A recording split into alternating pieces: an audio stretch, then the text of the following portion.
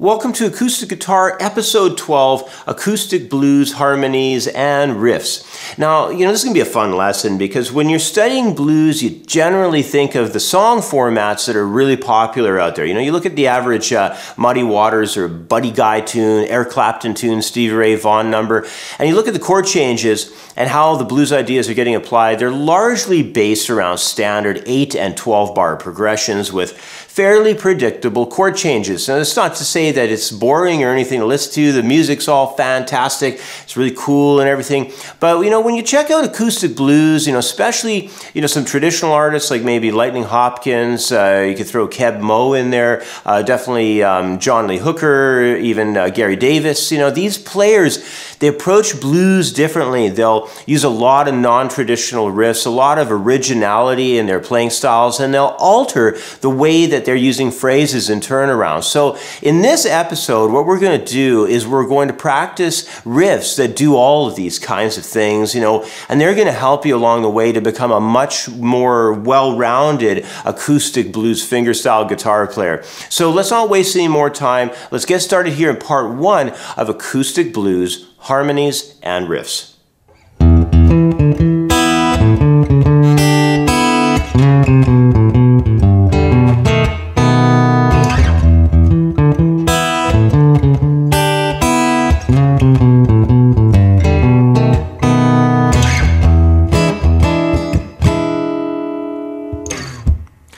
Well, in a lot of acoustic blues numbers, you're going to find some fairly non-traditional riffs going on, and that's going to be the case here with example number 1 for us. Whether it's older, classic players like Lightning Hopkins, or some of the new guys like maybe Corey Harris, they're going to tend to pass through several chords when creating their riffs. And, the typical blues progression, as you well know, is basically the 1-4-5. It's generally applied in a lot of cases, but a lot of the acoustic blues style is branching away from that. We're kind of moving through different directions of harmony. Now, the progression I have for you here in example 1 is moving through key of E blues, and we're going to work through basically a lot of 1 to 4 chord movement here. We'll have a passing chord though of D7. And then it's going to also have an idea of a relative major chord of G showing in before we do a turnaround into the 5 of B7. So the chord changes are kind of unique. We're sort of starting off there for an E sound, then into A, and then into a D, and then the punch into the B7 from the G, and then we're just taking it back to the E after so. But we're really not playing chord changes when we're doing this. We're doing this by way of chord tones. So we're highlighting ideas as we go along. Now, what I want to do here is break the riff down for you so you understand how it's all operating. We're going to start off by hitting the open 6th string 2 times, and then we're going to head into a 7th and 5th fret on the 5th string, and then go up over to open 1st and 2nd, where we have a B and an E up top, and then we're going to start a walk down here, moving through D and C sharp, but we're also going to grab up top here the D and G into the open strings. So it's kind of an interesting sound as we move along the neck there with those ideas.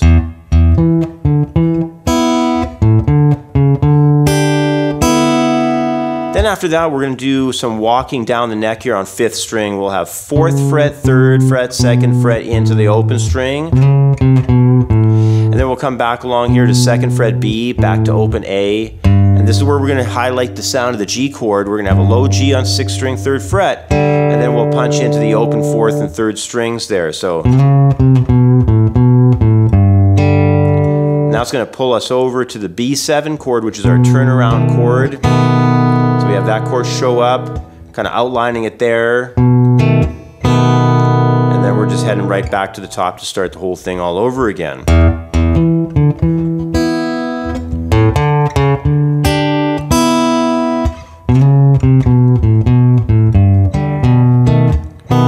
Now watch that little slide embellishment that happens into the 3rd measure where we come into the 4th fret C sharp there.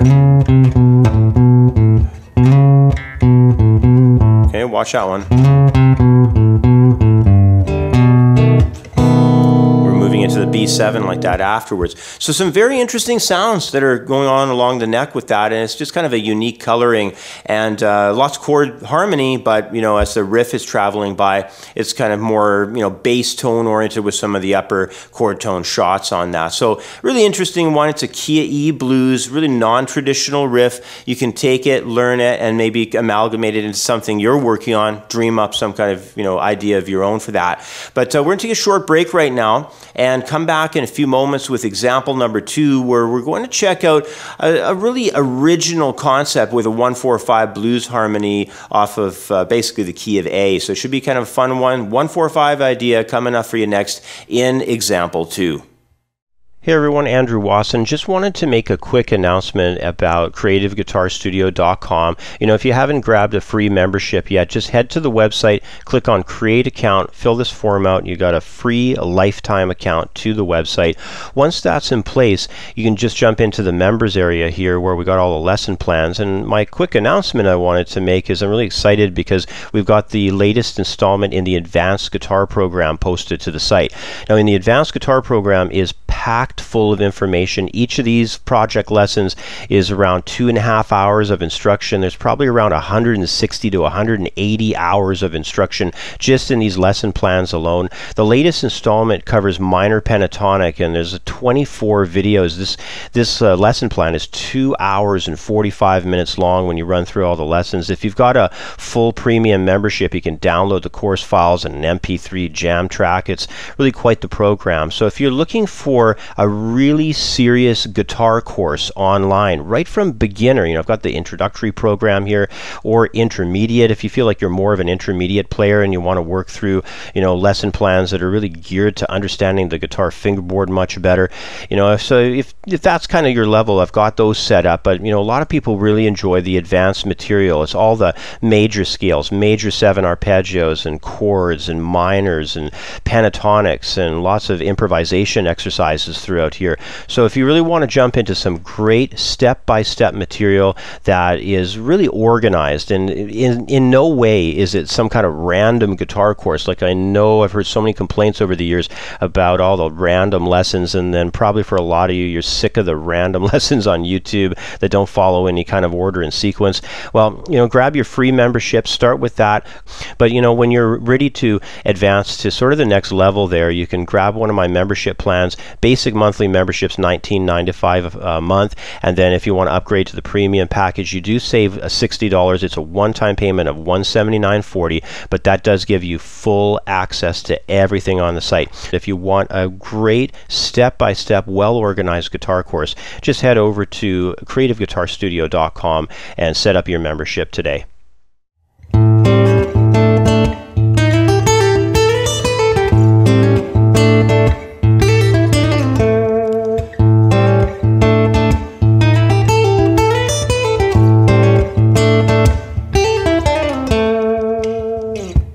All right, this is a fun one. It's a 1-4-5 progression, but you'd barely really notice it because it's just got such an original sound to it, and it's got some of the filler licks running between it as well, and you know, they're enhancing the movement between the chord changes. But really, in the underlying sense, what's happening here is we've got this, you know, A7 sound, and then a D7, back to A7, and then E.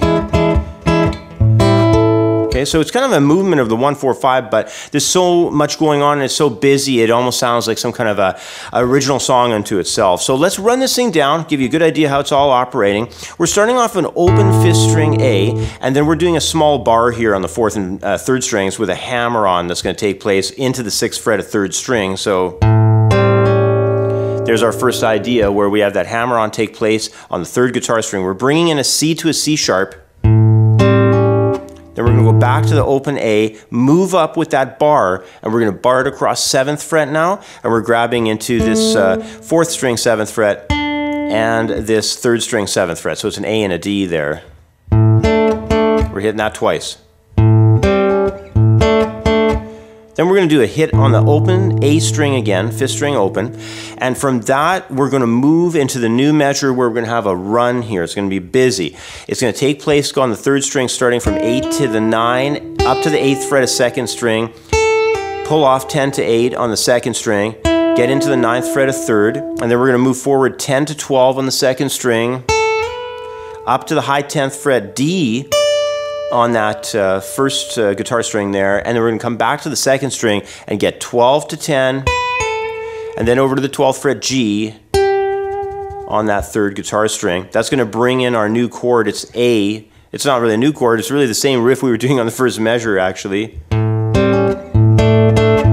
Okay, so that's the same first measure riff. And then what's going to happen on the 4th measure is we're going to have a speedy hammer-on pull-off idea, 16th note triplet based, where we're going to be on the 2nd string, we're going to go 8, 10, 8 very rapidly, into the 9th fret of 3rd string. And then on the 3rd string, we're going to go very rapidly again, 7, 8, 7, traveling to the 5th fret, and then grabbing over here to the 4th string, 7th fret to wrap things up on an A. So that's a quick one.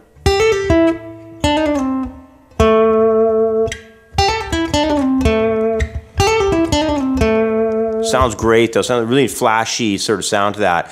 So let's go and break everything down one more time, starting at the first measure. Okay, so that's really straightforward, and remember that's the same as the 3rd measure. Now what we're going to do is that lick. That's a kind of a challenging lick there in the 2nd measure. All 8th note triplets, and it's very busy. Then we have the same thing that we did in measure 1. And then at the 4th measure, when we're covering that E sound, and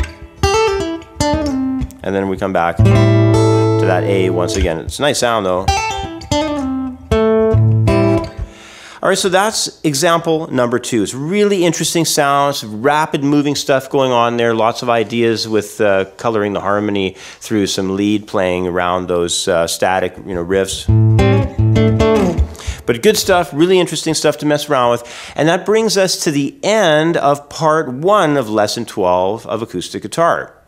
Now what's happening next in the members area is we've got 2 more examples, and the example 3 is actually split to show a couple of different colorings of creating an acoustic blues riff for a song. I thought it would be kind of cool if part of this lesson dealt with an idea of how do you take a riff, how do you make some similarities happening within it, and make it function within a tune to be able to move through some other harmonies with it. So that's what we're going to be doing in example 3. I think you're going to enjoy that because everybody likes creating ideas, creating riffs, working on songs. It's one of the fun things we have to us as being on a guitar because, we have access to both melody and harmony on it. So it's going to be a fun one there in example 3. And then in example 4, what we're going to do is develop a 5-4-1 turnaround phrase. And we're going to do that basically in the key of F. So we'll have a C sound, drop it down to B flat, and then into F. So we'll have a nice resolution there.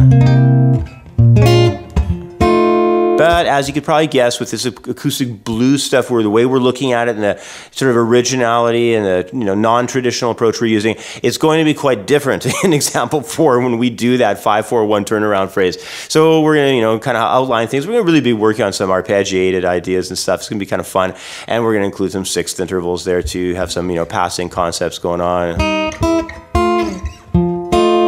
I think you'll enjoy it. So anyway, that's going to be example number 4. Now, of course, to access the second half of the lesson, you're going to need a membership to the website, either a monthly membership or you could have the premium annual package, which gives you full access to everything on the site. It's quite a great package to pick up because it's saving you $60 and you get access to all the course material, all the handouts and worksheets and everything, all the MP3s. But if you just wanted to check out these acoustic guitar lessons, you can do that with a monthly package. It's going to give you access to everything, all the handouts and all that. So hope to see you next in the members area where we can continue with the lesson in part number 2. The Music Reading Phase 1 ebook has over 30 pages of comprehensive project lessons covering the entire 5th reading position on the guitar. Music reading charts and drills will work to help students memorize the positions of all the 5th position notes, including important sharp and flat tones. Several original and classic pieces of sheet music will help students to gain a solid understanding for this region of the neck. Rhythm studies, duration examples, plus song and location drills, along with 19 MP3 audio tracks, makes this one of the best music reading courses available. Music Reading Phase 1 is available for instant download in the View Our Products area at creativeguitarstudio.com. Thanks for watching part 1 of the lesson. Be sure to sign up for a membership at creativeguitarstudio.com to watch part 2. In part 2, we'll study creating acoustic blues riffs for songs, as well as how to develop turnaround phrases. Plus, as a member, you'll also be able to download the handout for this lesson, along with many more professional guitar lessons. Thanks for watching, and we'll catch up next in the members area.